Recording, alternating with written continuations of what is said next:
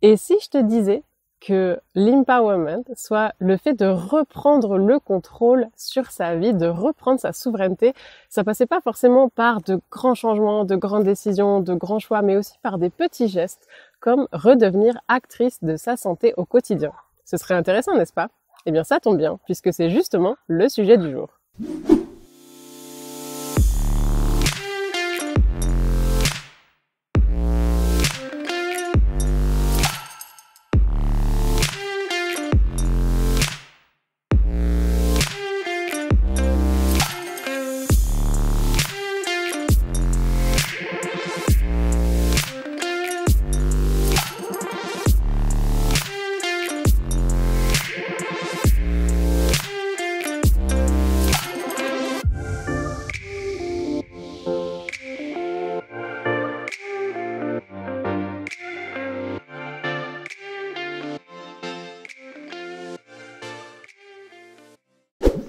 Bonjour et bienvenue sur Origami Mama, la chaîne qui tisse les liens entre maternité, féminité et énergie et t'aide à révéler la femme puissante, inspirante et lumineuse que tu es vraiment.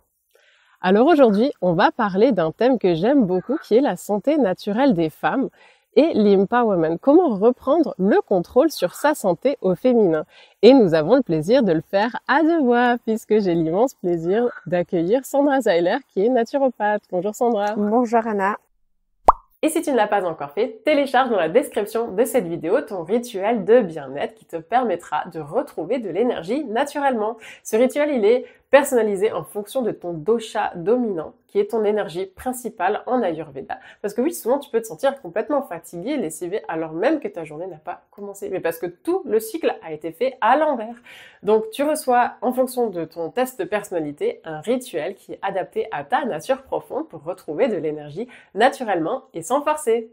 On a longtemps appris à taire nos douleurs, à ignorer nos signaux, à croire que avoir mal c'est normal, que être fatigué c'est normal, que faire passer les autres avant soi c'est normal aussi, mais tu peux choisir de faire différemment, pas parce que tu es en panne et que tu ne peux plus le faire, mais tout simplement parce que tu peux rayonner aussi. Et en ce sens, Sandra, j'aimerais te poser une première question parce que tu as un parcours un petit peu atypique dans le sens où tu exerces comme naturopathe mais aussi comme infirmière. Donc j'aimerais te demander finalement qu'est-ce qui t'a amené à choisir cette voie-là et de faire un petit peu cette bifurcation de parcours, de t'intéresser finalement plus à la santé naturelle des femmes. C'est donc une vie, mon chemin de vie, de fille d'abord, de fille, après d'adolescente, de jeune femme, et qui m'ont amené à ce métier d'infirmière de soins, puisque voilà, souvent c'est un métier féminin, mais toujours ouvert vers le soin, soigner, s'occuper de la santé. Et début de carrière très technique, puis petit à petit un cheminement, parce que j'ai croisé des patients qui avaient mal, mais mal à l'âme, et donc qui s'exprimaient par le corps. Donc comment on peut soigner les maux de corps, les maux de l'âme.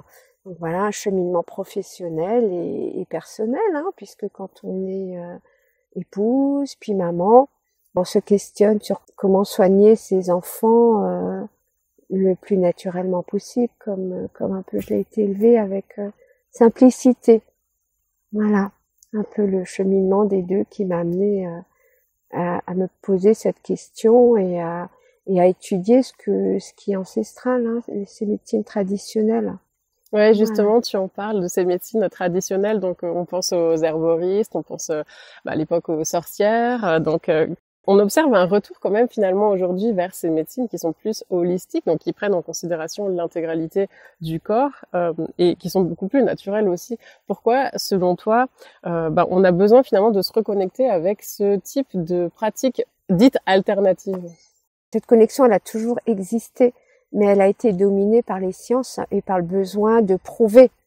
Alors qu'il y a toujours eu ces médecines intuitives, ces médecines Hippocrate, des gens qui ont fait des liens intuitivement entre pourquoi une plante pousse à tel et tel endroit, apporte telle et telle chose, ont décodé le message de la plante et le lien avec notre corps. Donc ça a toujours existé et ça a été balayé par la science qui prouvait tout et qui dénigrait le reste. Et en fin de compte, avec des études et cette persistance de vouloir transmettre, on se rend compte actuellement par des études scientifiques que des molécules de certaines plantes ont le même pouvoir que la chimie. Et la digitaline, c'est bien une plante et un médicament qui a été inventé, construit à partir de la plante. Voilà, on a extrait le principe actif de la digitaline pour fabriquer un médicament cardiaque. Besoin de renouer, c'est juste un retour en arrière et cumuler et prouver scientifiquement maintenant que ces traditions ont une place dans les soins actuels. La science moderne, disons, elle est pas si ancienne que ça, hein. Je pense qu'on peut compter maximum une centaine d'années. Même moins. Pasteur, les vaccins.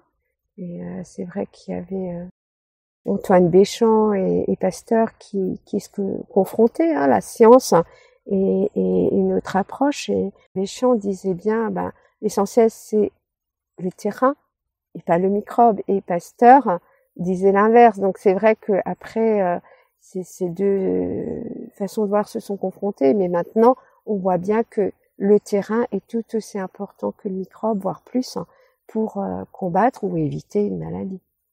Les gens vont vers une médecine alternative parce qu'il y a une prise en charge holistique du terrain, de qui ils sont, pas juste du symptôme. Les gens ont besoin d'être pris en compte dans leur globalité.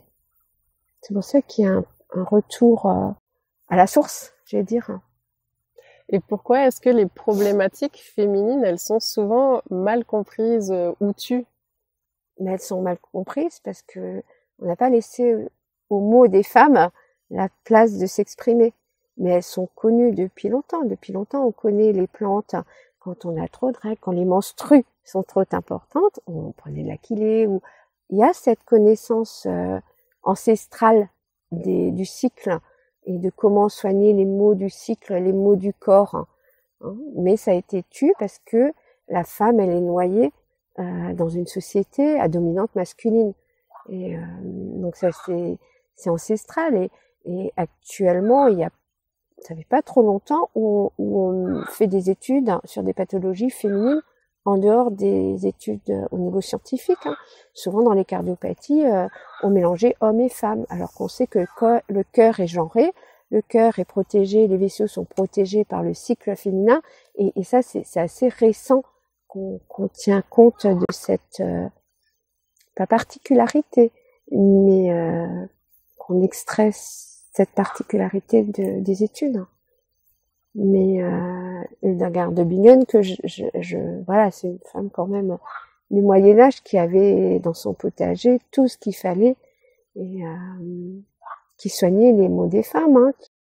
Et souvent, c'est là à portée de main, le framboisier, l'achillée que tu mentionnais, il y en a plein finalement. Il y en a plein. La sauge. La sauge, la bourrache, les plantes abortives. C'est des choses qui ont été transmises. Alors la sorcellerie, voilà, je veux dire, comment couper la vie, enlever la vie, ça relevait de la sorcellerie, mais c'était juste des plantes qui avaient intuitivement les personnes trouvaient leur effet, par connexion à la nature. Et donc les femmes, elles savaient, mais ça a été toujours mis de côté. Pourquoi beaucoup de femmes trouvent qu'elles ne se sentent pas entendues par le corps médical? Parce que le corps médical le généraliste ne va pas aborder la femme en général, va aborder la pathologie en général. Et avant d'être malade, on est en bonne santé. Donc déjà ça. Et après, tout est morcelé par organe. Et donc quand une femme va chez gynéco, on va juste s'occuper de son appareil gynécologique. Mais du côté psycho-émotionnel, qui est en lien avec les œstrogènes, la progestérone, tout ce côté émotionnel n'est pas pris en compte. Ou alors, on va donner, peut-être, je vais un peu fort, mais je vais dire, quand on déprime un peu parce qu'on est déséquilibré au niveau de nos hormones, on va nous traiter déprimé, d'hystérique. Et là, ça va être la sphère de la psychiatrie, on va aller chez le psychologue. Et le psychologue, il va s'occuper pas du cycle hormonal, voilà. Et le psychologue va écouter, va soigner les mots, mais peut-être qu'en cherchant la base, c'est tout simplement un déséquilibre métabolique ou hormonal. Et tout est morcelé. Et qu'est-ce que tu penses du fait qu'on banalise aussi beaucoup certains symptômes chez les femmes? Alors je pense là au cas typique de l'endométriose, hein, pendant très longtemps finalement c'est normal a difficilement été diagnostiqué. C'est normal d'avoir mal, on a ses règles, c'est normal. Et non, c'est pas normal. Il y a une certaine sensation, et là il faut connaître son corps. Il y a des sensations qui sont qu'on peut accepter, mais quand c'est trop douloureux, chacun a sa sensibilité. Donc il faut écouter la personne qui dit j'ai mal, et même si elle est minime, la douleur elle est là. Si on recherche la cause de la cause, il y a des origines tout simplement métaboliques qui font qu'on ne peut pas aller bien, qu'on peut avoir des symptômes douloureux plus importants, des cycles plus importants. Non, c'est pas à mettre de côté. Et tu en es le parfait exemple en quoi la médecine conventionnelle et la médecine plus traditionnelle peuvent collaborer. En médecine, en allopathie, on va traiter le signe, la clinique. Et moi, en tant qu'infirmière, j'aime bien dire que quand il y a de la pathologie, ça c'est le rôle du médecin. Le médecin soigne les signes cliniques d'une maladie. Et moi, en tant que naturopathe, je vais l'accompagner, cette maladie, en cherchant la cause. Moi, je vais chercher le déséquilibre et la cause. Le déséquilibre métabolique, le déséquilibre hormonal, le déséquilibre du terrain psychique. Je vais questionner le médecin par rapport à la biologie pour confirmer ou infirmer ce qu'on pense. Et on va lui traiter les signes et moi essayer de rééquilibrer le terrain physique et émotionnel. Et les deux ensemble permettent de chercher la cause de la cause et de traiter le signe de la maladie. Et quels sont les piliers fondamentaux d'une santé féminine équilibrée? Alors maintenant, au vu de mon cheminement, moi je pense que le pilier principal, c'est cet équilibre hormonal qui permet, parce que tout est équilibre dans la vie. Et équilibre sanguin, les taux sanguins, c'est toujours en équilibre. On dépend des taux hormonaux. Ces taux hormonaux sont en équilibre, l'équilibre entre les oestrogènes, la progestérone, entre la dopamine, la sérotonine, mélatonine, tout ça est équilibre. Et en fin de compte, à mon sens, c'est tout cet équilibre du système endocrinien et hormonal qui est important pour tout le monde, pour les hommes aussi, mais plus pour les femmes, parce que nous, on a bien ce cycle qui nous vient tous les mois. Et ces variations cycliques, ces variations d'hormones, cet équilibre qui doit se faire pour que physiquement, on soit bien et émotionnellement. Les hormones ovariennes, donc les oestrogènes, la progestérone, sont directement en lien avec notre thyroïde. Notre thyroïde est en lien avec notre digestion, avec notre métabolisme. Donc c'est un déséquilibre hormonal. L'un va entraîner un autre déséquilibre. Et c'est un cercle qui nous revient tous les mois par nos cycles, qui se met en place à l'adolescence, qui est aussi déséquilibré et qui est déséquilibré en période de pré-ménopause. Alors tu parlais de la santé justement, de l'équilibre digestif, de l'équilibre hormonal. Est-ce que le stress et la fatigue chronique, ça impacte ces équilibres hormonaux et digestifs? Bien sûr. Le cycle, donc la première partie c'est les oestrogènes, deuxième partie c'est la progestérone. La progestérone, elle a la même source pour être fabriquée que la cortisone, que les corticoïdes. Quand on est en mode stress, le corps il répond. Quand on a un cycle, quand on a un rythme de vie de guerrière comme ça, on est sur tous les fronts, on est tout le temps en mode stress, j'y vais. Donc on va produire beaucoup de cortisone pour pouvoir répondre, pour pouvoir agir. Au dépend de nos progestérone, puisque c'est la même source alimentaire. Donc on voit que quand on est hyper stressé, le corps il va choisir entre le cycle pour se reproduire et répondre quotidiennement à nos tâches, et ben du coup, on va fabriquer moins de progestérone pour pouvoir répondre au stress. Donc il y aura des équilibres. Moins de progestérone, ça veut dire des troubles de cycle, des dysovulies, donc des problèmes de fertilité, d'endométriose, du SPM, enfin tout ce qu'on connaît. Mais oui, le stress, en étant tout le temps en action, stress positif, même quand on est tout le temps, quand on s'accorde pas des moments de pause, eh ben, il y a des équilibres. Alors, il faut comprendre que le cycle féminin, première partie des œstrogènes sont boostantes, hein, c'est celles qui font qu'on charme, qu'on est en pleine vitalité pour pouvoir ovuler, reproduire. Et une fois que ça s'est fait, deuxième partie, la progestérone, c'est les hormones calmantes. Une fois qu'on est enceinte, qu'on porte la vie, on se calme, on se pose. Et donc, tous les mois, c'est comme ça. Mais ça, dans notre vie, c'est pas comme ça. On est des guerrières, on y est tout le temps. Et donc, il est important, voilà, pour garder une bonne santé, d'avoir cette idée que tous les mois, on a une côté fiesta, et puis une période plus calme. Et on n'est jamais en période calme. Enfin voilà, c'est des choses qu'il faut apprendre à équilibrer, ce yin et ce yang. Cette énergie féminine et cette énergie masculine. On n'est pas des mini-hommes et on n'est pas que des femmes. On est des femmes et on fonctionne avec nos hormones. Ce qui permet de faire la plus belle chose, donner la vie. Ouais. Et ça, il faut le respecter et se l'approprier. Quand tu es tout le temps en mode stress, au taquet, tu fabriques de la cortisone jusqu'à l'épuisement. Et jusqu'à l'épuisement, et donc du coup trouble du cycle, trouble de la thyroïde, problème de peau, des carences, et ta cortisol, le corps il est en mode survie, donc lui il va survivre jusqu'au burn-out où il y a l'effondrement. Et dans le burn-out, voilà, les troubles, les aménorrhées, donc pas de cycle, problème de fertilité, tout ça c'est en lien direct, et c'est là où la femme, elle a besoin d'être prise dans sa globalité. Dans les problèmes d'infertilité, oui, regardez votre rythme de vie. C'est bien beau de provoquer des ovulations, des choses comme ça. Mais si vous avez un métier que vous vivez à 200 à l'heure, que vous accordez pas déjà cette pause de me dire, maintenant, je vais donner la vie. Je vais me poser, moi, en tant que femme. Et voilà, comme mon cœur, il fonctionne, je respecte.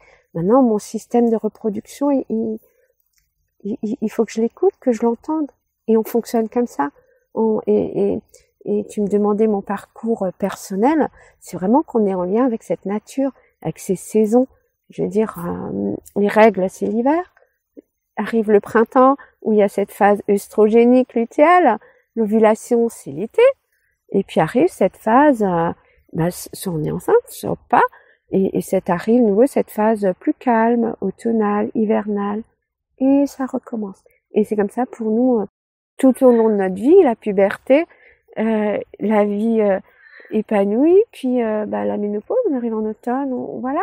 Et l'hiver, c'est chouette parce qu'on va retransmettre, donner toute notre connaissance, on va la retransmettre. Alors, quand c'est dans le cycle de la vie, voilà, c'est comme ça. Tous les mois, on peut redonner la vie, retransmettre. C'est ma passion pour la naturopathie et ce lien entre la nature, ce qu'elle nous apporte, enfin la nature dans son entièreté, et nous comme éléments de la nature.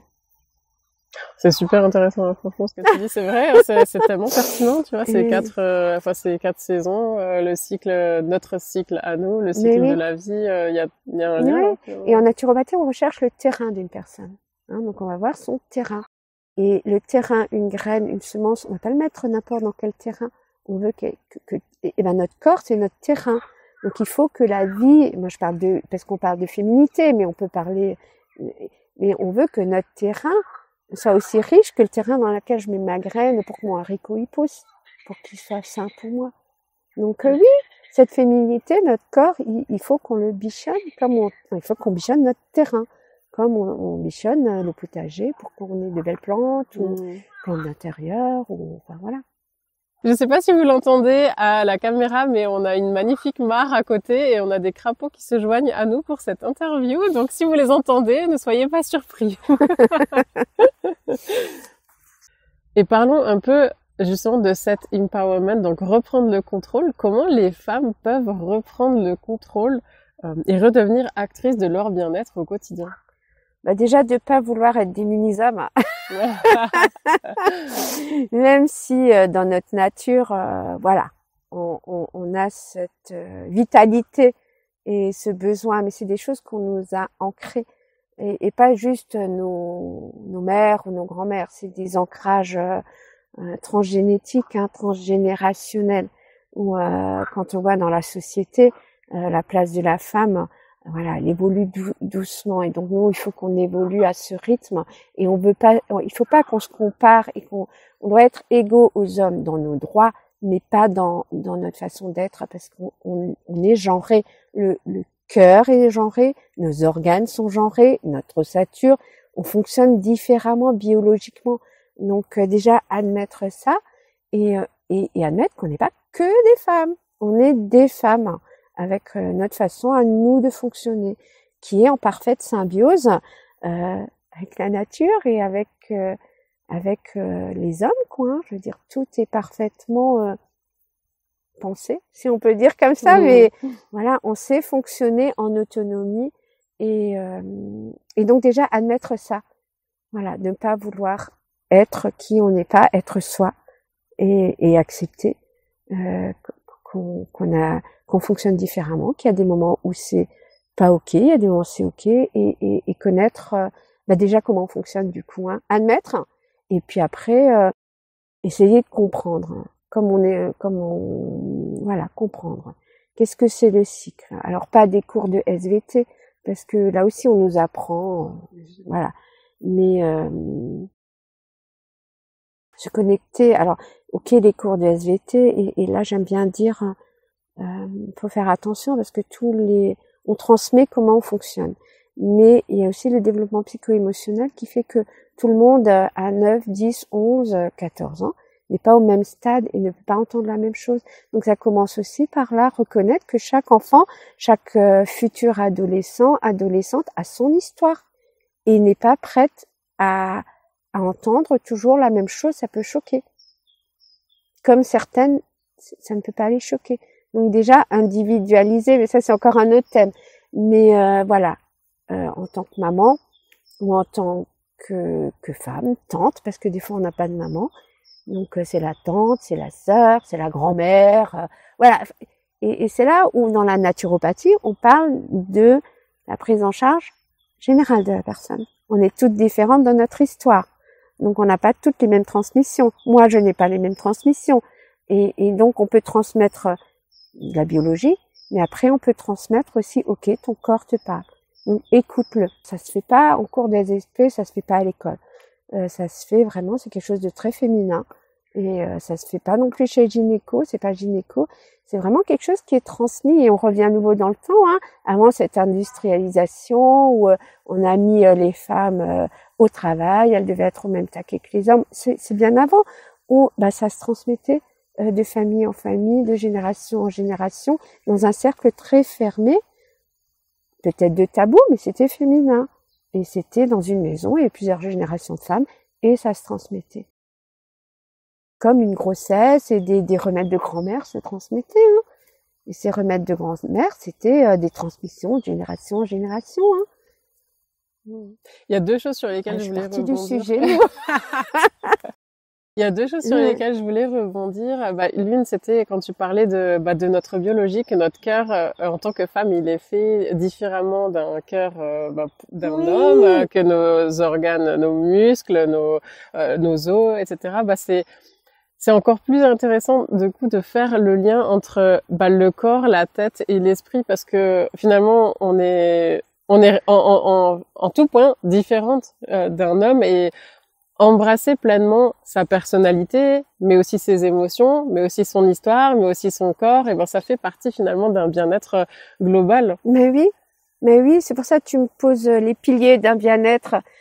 C'est toute cette globalité, quoi, qui fait que le matin on se lève de bon pied et qu'on a envie de vivre pleinement la journée qui se présente, quoi. Mais tout ça, c'est un cheminement, c'est une globalité. Et on revient à ta première question.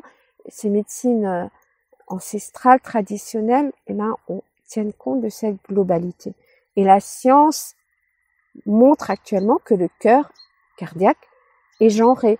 C'est pas juste une question d'émotion, une cœur de maman. Non, vraiment, c'est un muscle, il bat plus vite que le cœur d'un homme. Nos vaisseaux sanguins sont plus fragiles, sont plus fins que ceux des hommes et sont protégés par nos hormones.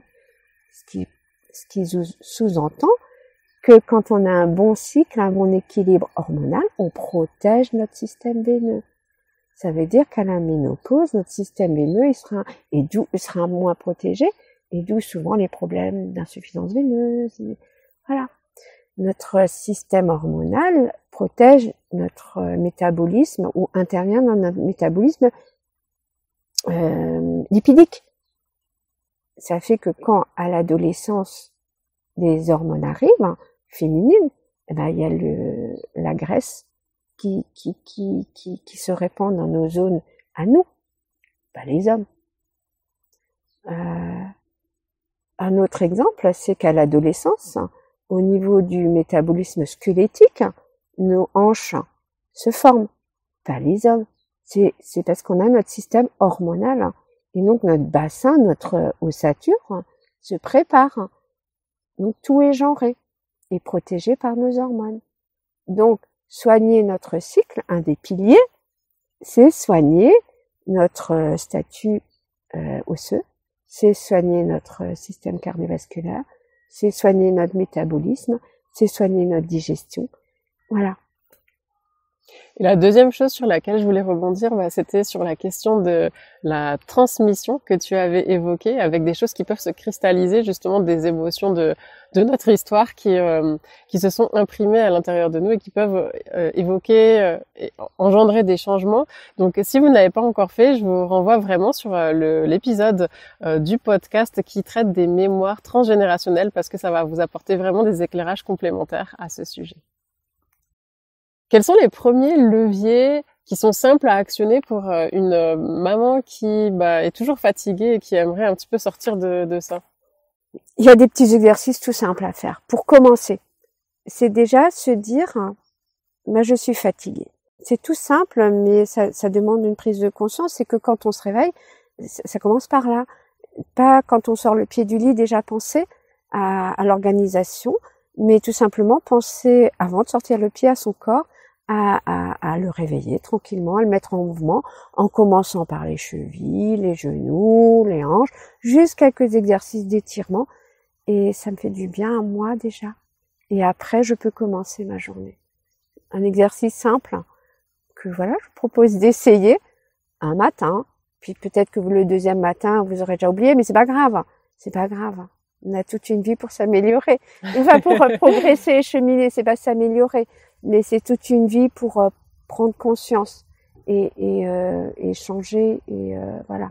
Donc dès le matin, commencer par prendre un temps pour soi, ouvrir les volets et dire j'ai passé une bonne journée et maintenant ce temps est pour moi. Je respire un grand coup et après j'attaque les choses. Et pareil le soir. Moi, c'est vrai que ce que je fais le matin en me réveillant, donc je suis toujours dans mon lit et je me fais une petite séance de yoga du visage, tout simplement. Je stimule finalement différents points pour commencer à mettre en action mes muscles. Et franchement, c'est un petit hack que je vous donne là, mais ça va vraiment vous réveiller parce que déjà là, on n'a plus les paupières qui collent, on n'arrive pas à ouvrir les yeux. C'est vraiment ça stimule tout de suite et ça donne vraiment un coup de fouet assez incroyable. Juste cette partie du visage. Après, j'enchaîne avec ma petite séance de yoga matinale, etc.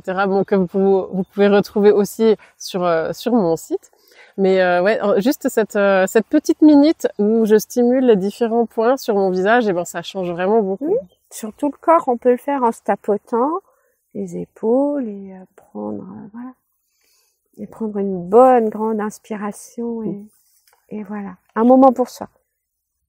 Et si je peux me permettre, finir sa journée en faisant le point sur ce qui était positif et avoir de la gratitude pour notre corps qui nous a amené où on devait aller, notre cerveau qui nous a permis de réfléchir, même fatigué, il nous a permis de faire des choses. Donc voilà, être conscient que c'est notre corps, il sait fonctionner, et en prendre conscience et avoir de la gratitude. Voilà. C'est 2 petits exercices qui prennent pas grand-chose, mais qui sont un début et qui sont importants. Ouais, c'est vrai que je le pratique aussi avec mes filles. Je leur demande aussi de nommer au moins une chose pour laquelle elles étaient très contentes, donc reconnaissantes dans la journée. Et puis ça commence à devenir vraiment un automatisme chez elles, donc c'est très chouette. Ouais. Parce que quand on est fatigué, on voit plus. Alors quand on regarde bien, il y a 10 000 petites choses qui sont positives dans une journée. Des fois tourbillonnante. Ouais, ça peut être des choses vraiment très simples, comme tout simplement voir un petit papillon se poser sur une fleur, sentir le soleil sur sa peau, savourer un thé qui est chaud, le bonjour de la boulangère, c'est une odeur, comme ça. quelqu'un qui vous tient la porte. Voilà, c'est des choses, mais oui. Et quel rôle joue l'alimentation dans la prévention et le bien-être hormonal? L'alimentation en naturopathie, c'est un des piliers. En naturopathie, on traite, on donne des conseils sur 3 piliers. Avant, on parlait des piliers hormonaux, voilà, mais les 3 piliers qu'en consultation, c'est l'alimentation, le mouvement, la respiration, et la gestion du stress. Donc, on a bien compris avant pourquoi la gestion du stress. Et l'alimentation, il faut bien comprendre que ce qu'on mange va être transformé dans notre tube digestif. Donc, celui-là, il faut le bichonner aussi pour qu'il fonctionne bien. Il faut bichonner notre foie pour qu'il détoxifie. Mais ce qu'on mange, c'est ce qui va être transformé en éléments chimiques de base. Et après, l'organisme, il sait très bien recomposer grâce à des minéraux, grâce à des vitamines, grâce à des oligo-éléments. Il sait recomposer, fabriquer nos hormones. Nos hormones, c'est des petites molécules qui transmettent des messages à un moment donné. Ils transmettent des messages à notre système endocrinien. Le système endocrinien, c'est des glandes qui vont dire « Ah, tiens, maintenant il est l'heure de fabriquer des œstrogènes ». Et donc, il y aura des taux, des fabrications d'hormones. Et ça, c'est fabriqué à partir de ce qu'on mange. Donc, l'alimentation, c'est la base. Ce qu'on mange nous permet de fonctionner. Pas seulement des glucides pour l'énergie, tous les minéraux, toutes les vitamines, c'est des cofacteurs pour que tout s'embrique et se recompose. Dans la viande, il y a ces acides aminés, ces protéines essentielles pour fabriquer nos neurotransmetteurs, notre dopamine. Et là, on a besoin de fer, de zinc, de sélénium, et tout ça, on va le trouver dans notre nourriture. Dans la nourriture saine, vivante, non transformée, donc tout un chapitre, voilà, aussi un cheminement. Comment je veux nourrir mon corps, mon esprit, mon corps, comment les deux s'imbriquent. Et petit pas par petit pas, voilà, on enlève quelque chose, on rajoute. C'est des habitudes. C'est comme notre vision de qui on est, c'est des choses qu'on nous a données, et les habitudes, c'est compliqué. Donc ça se travaille aussi petit à petit. En naturopathie, on parle pas de régime, on parle pas de choses comme ça. Enfin, pour ma part.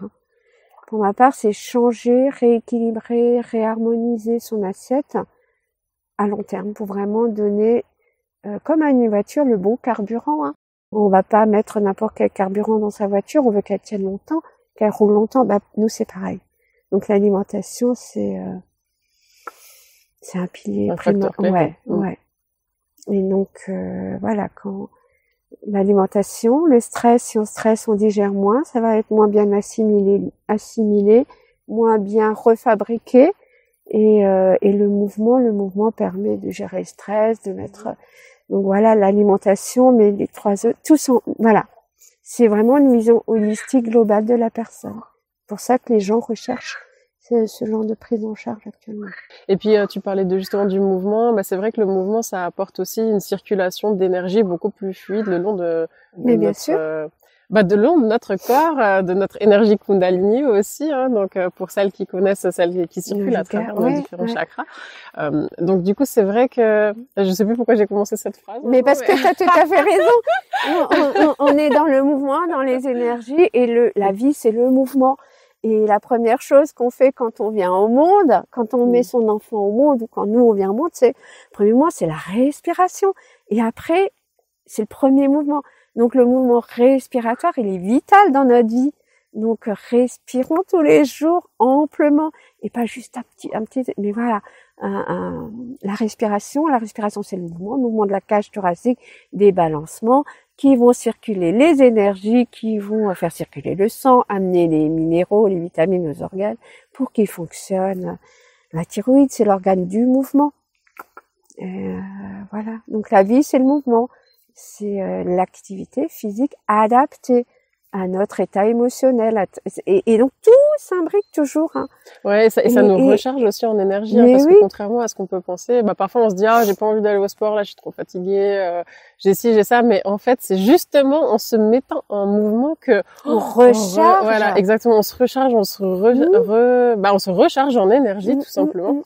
On retrouve cette vitalité là. Et puis deuxième petit hack pour revenir sur la question de la digestion, il y a aussi peut-être travailler si on est vraiment très très très fatigué, qu'on comprend pas d'où ça vient, qu'on a travaillé sur son stress, qu'on a travaillé sur plein d'autres éléments là, mais aller voir du côté de la micronutrition. Il y a peut-être des choses aussi à creuser là, donc avec votre conseil naturopathe, ça peut être quelque chose aussi très intéressant. Oui, est-ce qu'on parle des protéines, mais on parle pas assez des micros, donc du sélénium, zinc, magnésium, tous ces micro-éléments qui sont des cofacteurs hyper intéressants pour que le corps fonctionne bien. Et bien sûr, quelque chose que nous on aborde beaucoup, c'est encore un équilibre, l'équilibre de la flore digestive. Hein. Parce que dans notre tube digestif, on a toute une flore bactérienne qui nous profite, c'est les saprophytes et les pathogènes. Et tout ça vit en équilibre. Et quand il y a des équilibres, notre paroi du tube digestif devient poreux, laisse passer des choses qui n'ont rien à voir dans notre organisme, qui doivent être éliminées. Pour être éliminées, c'est notre foie qui va faire ça, qui va devoir travailler beaucoup plus. Nouveau énergie. Quand il a besoin de détoxifier, il perd de l'énergie pour les enzymes digestives, le pancréas, tout ça. Donc on aura une mauvaise digestion. Mauvaise digestion, ça veut dire qu'on perd des éléments. Donc c'est vrai que le côté digestion, micronutrition, flore digestive en lien avec le psycho-émotionnel, hein, notre deuxième cerveau. Voilà, on est de nouveau sur une prise en charge holistique. Hein, et là, en consultation, chacun élit et va dire, ok, moi j'ai envie de travailler ça. Puis petit à petit, on va amener à autre chose. Mais en une consultation, on peut pas tout aborder. Mais voilà pourquoi les gens ont besoin de revenir comme ça, une prise en charge, parce que c'est fabuleux comment on fonctionne et c'est un équilibre.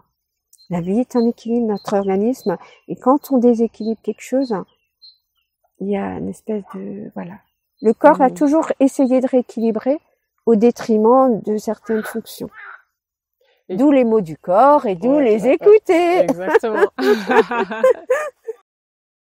Quelle est l'importance de la transmission des savoirs autour de la santé féminine? Alors avant, tu parlais de cet hiver qu'on vit et qu'on retransmet. Donc, est-ce que tu peux nous en dire plus à ce sujet? Oui, alors il y a toute cette observation du cycle, parce que au fur et à mesure du cycle, il y a la symptothermie. Enfin, moi, j'aime bien apprendre ça aux jeunes adolescentes. Hein. Et après, des fois, on n'est pas on n'a pas appris, hein, mais c'est vrai que cette symptothermie, l'observation des glaires et de la température, l'alliance de ces deux permet de savoir où on est au niveau du cycle. Si on ovule bien, alors c'est très bien en mode contraception aussi, hein, ça peut. Alors les chiffres montrent quand même que quand on maîtrise bien, quand on observe bien, qu'on est bien formé. Cette contraception d'observation du cycle fonctionne à 98%. Donc autant qu'un contraceptif classique. Voilà. Et, alors la contraception, c'est encore un autre chapitre où on pourra en échanger. Mais c'est vrai que transmettre des choses toutes simples, c'est que quand on a des glaires, des sécrétions, elles ont plusieurs stades. Quand le pic d'œstrogène arrive, il y a ovulation. Quand il y a ovulation, la glaire, elle ressemble à du blanc d'œuf. Voilà. Donc, on est en période de fertilité. Quand il y a ovulation, l'ovule est libéré et ce qui reste, ça s'appelle le corps jaune. Ce corps jaune va fabriquer de la progestérone. Deuxième partie du cycle. Progestérone, elle a on peut observer deux choses avec la progestérone qui augmente. On observe une glaire qui s'assèche. Donc on est en fin de période et la progestérone, elle augmente la température corporelle de 0,3 degrés. Donc si on prend sa température régulièrement au matin, quand elle augmente de 3 degrés sur 3 jours, au bout du 3e jour, on est en fin de période fertile. Donc ce genre d'observation et de connaissance sur plusieurs cycles de formation, de suivi, c'est pas comme ça, mais c'est la base, permet de savoir quand on ovule. Donc ça permet quand on est en période de fertilité, quand on veut avoir un enfant, on peut déterminer facilement quand on ovule. Ça permet aussi d'avoir un mode de contraception et d'observer son cycle. Parce que si on saigne de trop, si il n'y a pas de glaire, c'est un déséquilibre hormonal. Qui dit déséquilibre dit nouveau déséquilibre, dit nouveau action sur la thyroïde, sur la digestion. Et donc c'est un moyen aussi de prévenir de se connaître. C'est très important. De transmettre ce genre de choses et de se connaître pour prévenir des pathologies, pour connaître son cycle, quand on veut concevoir un enfant, quand on ne veut pas en concevoir et se dire, là, j'ai trop de saignements, j'ai pas ovulé, ou j'ai peut-être pas assez ovulé, ou les 10 ovulés, vraiment important de... Et si tu avais un petit mot à murmurer à l'oreille des femmes au sujet de cet empowerment, ce fait de reprendre sa souveraineté en matière de santé naturelle, quel serait-il? De s'écouter, de croire en soi et vraiment, moi j'insiste sur le fait que on n'est pas que des femmes et vraiment s'accorder ce droit de se connaître, d'apprendre, de se prendre un temps pour soi, on est les personnes les plus importantes, chacune, hein, je parle pour chaque être humain et on n'est pas l'ego des hommes, on est égaux en droit, mais pas au niveau de la nature, on est connecté autrement. Et donc, apprendre, accepter. Et tout va bien. Et est-ce que tu aurais un dernier conseil pour cultiver une santé rayonnante et autonome? Se lever du bon pied le matin. Et mordre la vie à pleines dents tous les jours. Ouais, c'est important. Ouais, tous les jours se dire aujourd'hui, et décider qu'on va passer une chouette journée. Se mettre en chemin quotidiennement, puis chemin de vie, puis chemin, et ça s'alimente et ça s'apprend. Ouais, ne pas subir en fait sa journée, mais choisir de savoir comment on a envie de la passer. Être acteur de sa vie, et créateur, et par là le décider au plus profond de soi et avec c'est des mots, mais ça s'apprend. Une bonne santé, c'est une bonne nuit, c'est un bon réveil. C'est attaquer la journée de bon pied et le soir être fatigué, c'est normal et d'être satisfait de sa journée. C'est ça la santé, c'est de pouvoir aborder la journée physiquement, mais aussi tous les petits stress qu'on a tous, et c'est ça l'enjeu, c'est de trouver cet équilibre au quotidien. Et je voudrais te poser une dernière question, Sandra. Où est-ce qu'on peut te retrouver et retrouver tes accompagnements? Je travaille sur Utenheim. J'ai mon cabinet. Alors, Utenheim à côté de Benfeld avec un H parce qu'il y a 2 Utenheim. Il m'arrive de consulter sur Célesta également, certains jours. Sinon, j'ai un Facebook. Le site internet, c'est tout simple. C'est sandra-seiler-naturopathe.fr. Je fais des entretiens en visio également. Je fais aussi des ateliers ludiques de cueillette et de plaisir aussi, d'aller se promener, de se bouger, transformer les plantes et puis des ateliers plus thématiques sur la féminité. Super, merci beaucoup Sandra pour cet échange hyper riche. C'est moi. J'espère qu'il vous a nourri autant qu'il m'a nourri moi et puis j'ai envie de vous dire à la prochaine pour un nouvel épisode. Au revoir. Si cette vidéo t'a parlé, pense à mettre un petit like, je suis très sensible à tes likes et à tes commentaires, ça m'aide à créer encore plus de contenu que tu aimes. Abonne-toi à la chaîne pour ne rien manquer et continue ton chemin avec cette vidéo juste ici.